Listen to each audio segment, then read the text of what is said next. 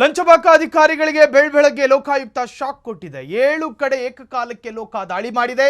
ಮೈಸೂರಿನಲ್ಲಿ ಭ್ರಷ್ಟರ ಬೇಟೆ ಆಗಿದೆ. ಕೋಟಿ ಕೋಟಿ ಲೂಟಿ ಮಾಡಿದ್ದ ಅಧಿಕಾರಿಗಳ ಬಣ್ಣ ಬಟಾಬಯಲಾಗಿದೆ.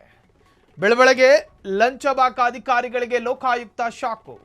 ನಿದ್ದೆಯ ಮಂಪರ್ನಲ್ಲಿದ್ದವರು ನಿದ್ದೆ ಕಣ್ಣನ್ನು ಒರೆಸ್ಕೊಂಡು ನೋಡಿದ್ರಂತೆ. ಲೋಕಾಯುಕ್ತರು ಬಂದು ನಿಂತವರು ಬಾಗಿಲಲ್ಲಿ. ಮೈಸೂರಿನಲ್ಲಿ ಭ್ರಷ್ಟರ ಬೇಟೆ,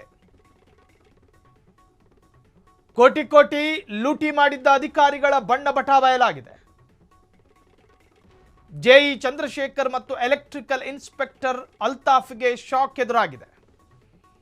ಏಕಕಾಲಕ್ಕೆ ದಾಳಿ ನಡೆಸಿ ಕೋಟ್ಯಾಂತರ ರೂಪಾಯಿ ಮೌಲ್ಯದ ಆಸ್ತಿಗಳನ್ನು ಜಪ್ತಿ ಮಾಡಲಾಗಿದೆ. ಟಿ ನರಸೀಪುರ ಪುರಸಭೆಯ ಜೂನಿಯರ್ ಇಂಜಿನಿಯರ್ ಕೆಆರ್ ಚಂದ್ರಶೇಖರ್ ಮೈಸೂರಿನ ವಿಜಯನಗರದಲ್ಲಿ 82 ಲಕ್ಷ ಮೌಲ್ಯದ ಮನೆ ಇತ್ತಂತೆ. 55 ಲಕ್ಷ ಮೌಲ್ಯದ 2 ನಿವೇಶನಗಳು ಪತ್ತೆಯಾದವು. 202 ಕೋಟಿ ಮೌಲ್ಯದ ಚಿನ್ನಾಭರಣ, 62 ಲಕ್ಷ ನಗದು, 10.70 ಲಕ್ಷ ಮೌಲ್ಯದ ವಾಹನ, ಒಟ್ಟು 2.75 ಕೋಟಿ ಚರಾಸ್ತಿ ಪತ್ತೆಯಾಗಿದೆ. ಬಳಿಕ ಸೆಸ್ಕ್ ಪ್ರಭಾರ ಎಲೆಕ್ಟ್ರಿಕಲ್ ಇನ್ಸ್ಪೆಕ್ಟರ್ ಆಗಿದ್ದ ಅಲ್ತಾಫ್ ಹುಸೇನ್ ಜಕಾರ್ತಿ ಮನೆ ಮೇಲೂ ಕೂಡ ಲೋಕ ಅಧಿಕಾರಿಗಳು ರೇಡ್ ಮಾಡಿದ್ರು. ಮೈಸೂರು, ತುಮಕೂರಿನಲ್ಲಿ 1.3 ಕೋಟಿ ಮೌಲ್ಯದ 1.03 ಕೋಟಿ ಮೌಲ್ಯದ ಕೆಲ ಆಸ್ತಿಗಳನ್ನು ಕೂಡ ವಶಕ್ಕೆ ಪಡೆದುಕೊಂಡಿದ್ದಾರೆ. ರೈಲ್ವೆ ಬಡಾವಣೆಯಲ್ಲಿ 1.31, ಹೀಗೆ 2.34 ಕೋಟಿ ಮೌಲ್ಯದ ಸ್ಥಿರಾಸ್ತಿ ಹಾಗೂ ಚರಾಸ್ತಿಗಳನ್ನು ಕೂಡ ಅಧಿಕಾರಿಗಳು ತಮ್ಮ ಸುಪರ್ದಿಗೆ ತಗೊಂಡಿದ್ದಾರೆ.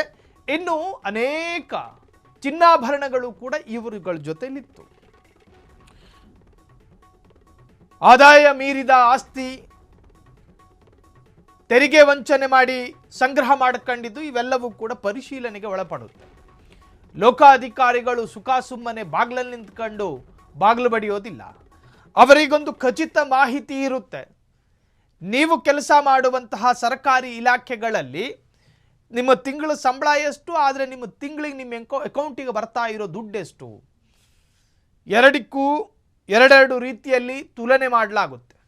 ಸರ್ಕಾರ ನಿಮಗೆ ಕೊಡ್ತಾ ಇರೋ ಸಂಬಳ ಎಷ್ಟು, ಆದರೆ ತಿಂಗಳಾದರೆ ನಿಮ್ಮ ಅಕೌಂಟಿಗೆ ಬಂದು ಬೀಳ್ತಾ ಇರೋ ಹಣ ಎಷ್ಟು, ಎಲ್ಲಿಂದ ಬರ್ತಾ ಇದೆ, ನಿಮ್ಮ ಇನ್ಕಮ್ ಸೋರ್ಸ್ ಯಾವುದು, ಆದಾಯದ ಮೂಲ ಯಾವುದು, ಆಕಾಶದಿಂದ ಏನಾದರೂ ದುಡ್ಡು ಉದುರುತ್ತಿದೆಯೋ ಅಥವಾ ದುಡ್ಡಾಗೋ ಗಿಡಗಳನ್ನೇನಾದರೂ ನಟ್ಟಿದ್ದೀರೋ, ಇವೆಲ್ಲವನ್ನು ಕೂಡ ಕೇಳಲಾಗುತ್ತೆ.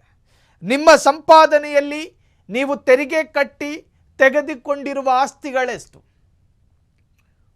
ಇನ್ನು ಬೇನಾಮಿ ಏನಾದರೂ ಇದೆಯಾ, ಬೇರೆಯವರ ಹೆಸರಿನಲ್ಲೇನಾದರೂ ನೀವು ಆಸ್ತಿ ಮಾಡಿದ್ದೀರಾ, ಇವೆಲ್ಲವನ್ನು ಕೂಡ ಕೇಳಲಾಗುತ್ತೆ ಮತ್ತು ಪರಿಶೀಲನೆಗೆ ಒಳಪಡಿಸಲಾಗುತ್ತೆ. ಈಗಾಗಲೇ ಒಂದಷ್ಟು ದಾಖಲೆಗಳನ್ನು ತಗೊಂಡಿರ್ತಾರೆ. ಆ ದಾಖಲೆಗಳ ಜೊತೆಗೆ ಅವರ ಸ್ಥಿರಾಸ್ತಿ ಮತ್ತು ಚರಾಸ್ತಿ ಎರಡನ್ನೂ ಕೂಡ ವಶಕ್ಕೆ ಪಡೆಯಲಾಗಿರುತ್ತೆ. ಆದರೆ ಸಮರ್ಥವಾದ ಉತ್ತರ ಕೊಡದ ಹೊರತು ಅವ್ಯಾವ ಆಸ್ತಿಗಳನ್ನು ಕೂಡ ಹಿಂದಿರುಗಿಸಲಾಗುವುದಿಲ್ಲ. ಇನ್ನೇನಾದರೂ ಅದರಲ್ಲಿ ತೆರಿಗೆ ವಂಚನೆ ಮಾಡಿದ್ದಲ್ಲಿ ಪೆನಾಲ್ಟಿ, ಹೀಗೆ ಒಂದಷ್ಟು ರೀತಿ ರಿವಾಜುಗಳನ್ನು ಅನುಸರಿಸಿ ಅದಾದ ನಂತರವಷ್ಟೇ ಇವರ ಆಸ್ತಿಗಳನ್ನು ಹಿಂಪಡೆಯಬಹುದಾಗಿದೆ. ಒಟ್ಟಾರೆ ಲೋಕ ಶಾಕಿಗೆ ಒಂದಷ್ಟು ಅಧಿಕಾರಿಗಳು ಬೆಚ್ಚಿಬಿದ್ದಿದ್ದಾರೆ. ಕ್ಷಣ ಕ್ಷಣದ ಸುದ್ದಿಗಳಿಗಾಗಿ ಫ್ರೀಡಂ ಟಿವಿ ಸಬ್ಸ್ಕ್ರೈಬ್ ಮಾಡಿ, ಲೈಕ್ ಮಾಡಿ ಹಾಗೂ ಫಾಲೋ ಮಾಡಿ. ಹೊಸ ಸುದ್ದಿಗಳ ನೋಟಿಫಿಕೇಶನ್ಗಾಗಿ ಬೆಲ್ ಐಕಾನ್ ಮೇಲೆ ಕ್ಲಿಕ್ ಮಾಡಿ.